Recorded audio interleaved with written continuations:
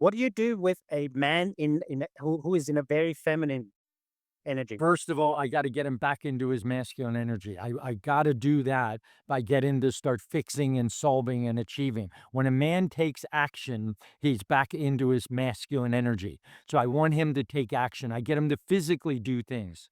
You know, it's kind of funny that we were on a worldwide call with John Gray with all the coaches that we do every 5, 6 weeks.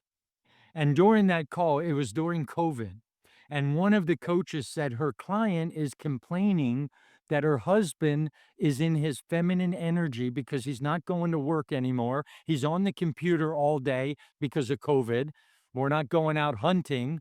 So he's at home, he's on the computer, and he's complaining all the time, which is feminine energy, by the way, complaining. That's how they use the relationship to complaining is typically a request. Yeah. Yeah. They're requesting something. They're just doing it in a complaining way. Men misinterpret that as, "Oh, she's not happy," but that's not true. She's just using her relationship to lower her stress. So when Mm. she's complaining, she's talking, Yep. right? So we're on Yep. this call with Sounds right. John Gray, and he says so to the woman said, "So what do I tell my client? How can she push him back into his masculine energy?"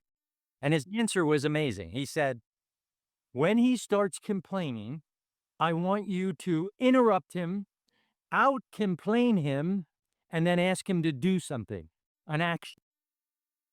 Just jump in and start complaining more than he does, and then get him to do, can you change the light bulb? Can you do this? Can you do that? Because a man, if he's doing something, he wants to feel like the emergency man.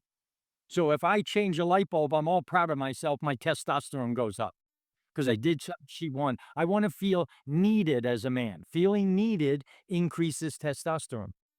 Mhm.